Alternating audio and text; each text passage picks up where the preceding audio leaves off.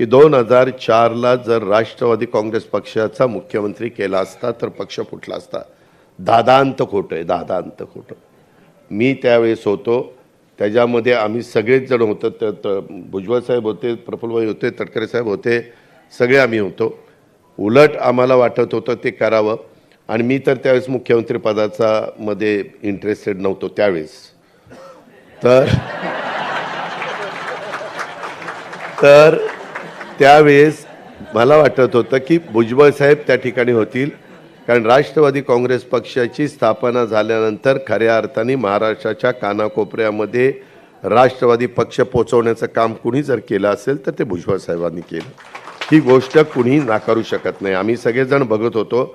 प्रचंड म्हणजे पहिले अध्यक्ष पण होते आणि त्यांनी कशा कशा पद्धतीनं त्यावेळेस बाळासाहेब ठाकरेंच्या हिंदू हृदय सम्राट सरसेनापती बाळासाहेब ठाकरेंच्याबद्दल